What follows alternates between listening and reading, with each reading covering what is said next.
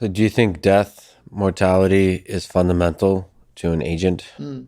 So, like, I don't know if you're familiar, there's a philosopher named Ernest Becker who wrote The Denial of Death. And his whole idea, and there's folks, psychologists, cognitive scientists that work on terror management theory, and they think that one of the special things about humans is that we're able to sort of foresee our death, right? We can realize, not just as animals do, sort of constantly fear in an instinctual sense, respond to all the dangers that are out there, but like understand that this ride ends eventually. Yeah. And that in itself is the force behind all of the creative efforts of human nature. Yeah. That's the philosophy. I think that makes sense. A lot of sense. I mean, animals probably don't think of death the same way, but humans know that your time is limited and you want to make it count.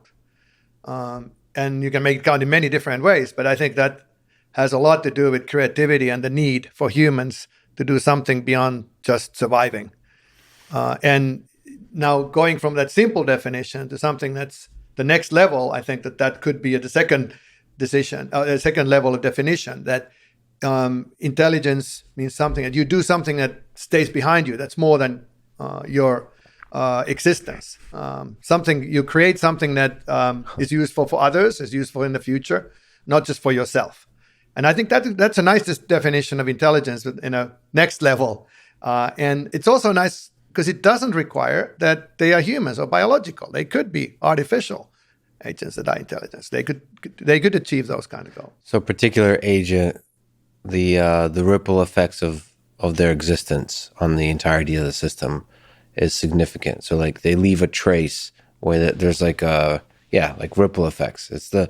But see, then you go back to the butterfly with the flap of a wing, and then you can trace a lot of like nuclear wars and all the conflicts of human history somehow connected to that one butterfly that created all of the chaos. So maybe that's not. Maybe that's a very poetic way to think.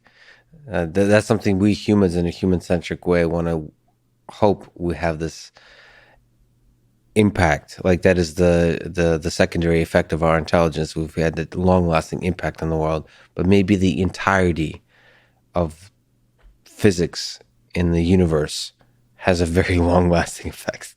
Sure, but you can also think of it. What if, like The Wonderful Life? What if you're not here? Will somebody else do this? Is it something that you actually contributed because you had something unique to contribute?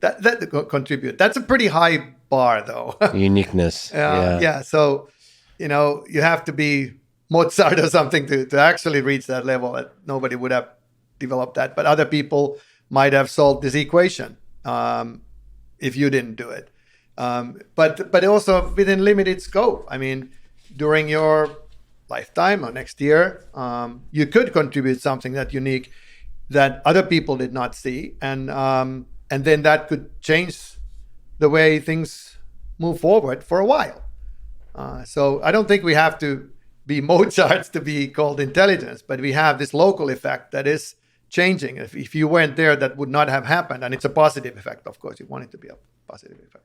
Do you think it's possible to engineer in to computational agents a fear of mortality? Like, does that make any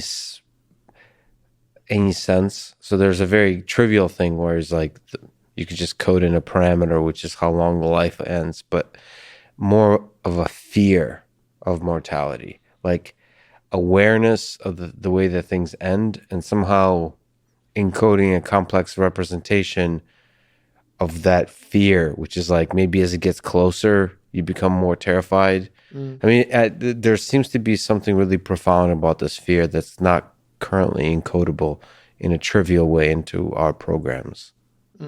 Well, I think you're referring to the emotion of fear, something, because cognitively we know that we have limited lifespan, and most of us cope with it by just, hey, that's what the world is like, and I make the most of it. But sometimes you can have a fear that's not healthy, that paralyzes you, that you can't do anything, and somewhere in between there, not caring at all and getting paralyzed because of fear, is a normal response, which is a little bit more than just logic and it's emotion. So now the question is, what good are emotions? I mean, they are quite complex, and there are multiple dimensions of emotions, and they probably do serve a survival function, heightened focus, for instance. And fear of death might be a really good emotion when you are in danger, that you recognize it, even if it's not logically necessarily easy to derive, and you don't have time for that logical deduction.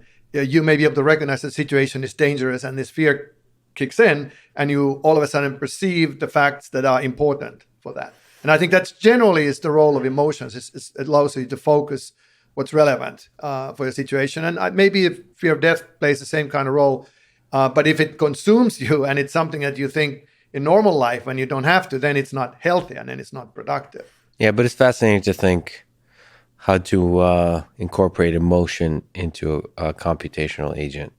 It almost seems like a silly statement to make, but it perhaps seems silly because we have such a poor understanding of the mechanism of emotion, of fear, of I think at the core of it is another word that we know nothing about but say a lot, which is consciousness. Yeah. Do you ever in your work or like maybe on a coffee break think about what the heck is this thing, consciousness, and is it at all useful in our thinking about AI systems? Yes, it is an important question. You can build representations and functions, I think, into these agents that act like emotions and consciousness, perhaps. So I mentioned emotions being something that allow you to focus and pay attention, filter out what's important. Yeah, you can have that kind of a filter mechanism. And it puts you in a different state. Your computation is in a different state. Certain things don't really get through and others are heightened. Now, you label that box emotion. I don't know if that means it's an emotion, but it acts very much like we understand what emotions are.